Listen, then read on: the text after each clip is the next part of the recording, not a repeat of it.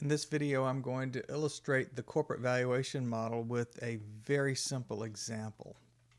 Now, first off, big picture of the corporate valuation model. The way it works is you project out free cash flows, and the value of operations is the present value of all of those expected future free cash flows when discounted at the weighted average cost of capital. Total value of the firm is the value of operations, here this part in blue, plus any non-operating assets, typically marketable securities, short-term investments. Those comprise the entire value of the firm. Now that value of the firm is split among the various claimants. Mostly it's debt and equity, sometimes it's preferred stock as well. And so if you want to know the value of equity, all you do is you calculate the value of operations, add in the value of non-operating assets, subtract off the value of debt, and that gives you, well, here's the value of debt. The value of debt over here, and that gives you the intrinsic value of equity. And all of that's going to be illustrated with some numbers in just a second. Now remember the steps, and I've just summarized them right here, the ones that reflect what I just said on the previous slide. You estimate the weighted average cost of capital, that's first. Project financial statements. In the case of the corporate valuation model, you don't have to project completed financial statements, although frequently that is a very useful thing to do. Rather, you just project the operating components of it if you want to calculate free cash flows. Calculate those projected free cash flows from the projected, at least partial, financial statements. Discount all of them at the weighted average cost of capital to get the value of operations. Add in any non-operating assets and subtract out debt, and that gives you the intrinsic value of equity. Sounds pretty simple, doesn't it? Now, as I said in the previous video, I said exactly these same things. Doing this, steps 1 and 2, sound easy, but it's not. They require estimating the weighted average cost of capital, requires skills, training, and judgment. Projecting financial statements requires skills, training, and judgment. And all of the data that you might need is not necessarily readily available, especially when you're dealing with real companies that are not publicly traded, which would be, of course, the ones that are interesting to do valuation for. Historical data might be missing, comparables may not exist, but the long and the short of it is you have to value them anyway. So it's important that you understand both the advantages and disadvantages of every valuation method that you're going to use, understand completely the underlying assumptions that go into them, and know the limitations of your data and your analysis when you're doing your valuations. So for our really simple example here, we've got a company whose free cash flows are forecasted to be over years 1 through 5, 25 million, 27 million, 30 million, 31 million, and 34 million.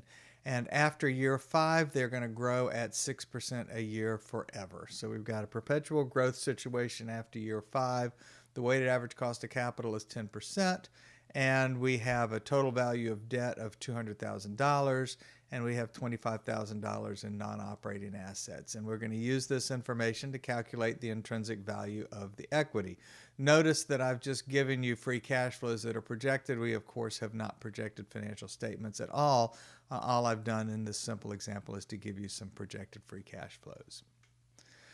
Since presumably this firm is going to exist for a really long time after that horizon, after year 5, we're going to have to use a horizon value calculation to bring all of those cash flows from year 6 on out forever back to year 5. And if you recall from your Principles of Finance class, we can use the perpetual growth formula for that. The horizon value at year 5 will be the projected free cash flow in year 6, which is, in this case, the projected cash flow in year 5 grown up by 1 year's growth, perpetual growth, divided by weighted average cost of capital minus G. That's the closed form solution for that infinite sum of present values.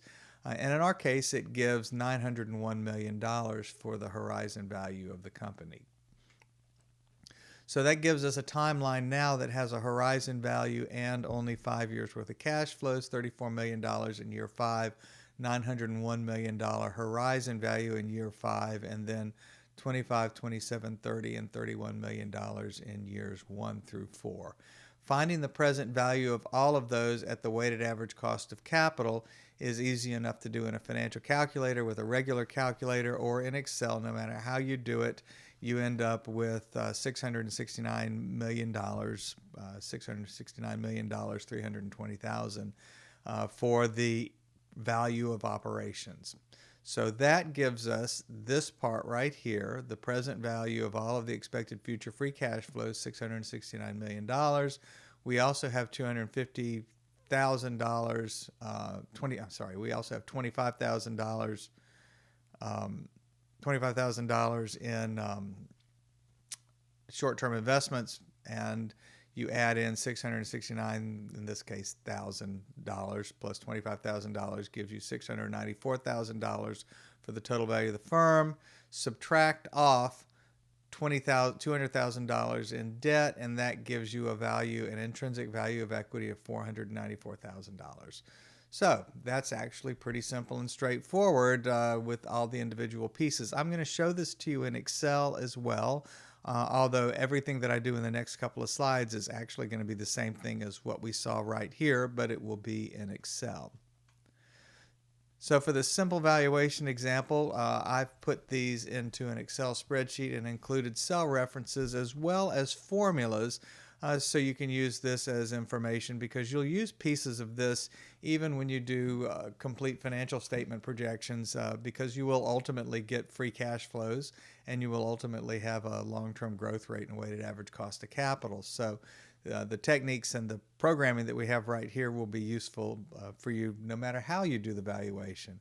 And so if you look at this, we've got free cash flows of $25,000, $27,000, $30,000, $31,000, $34,000 in years 1 through 5.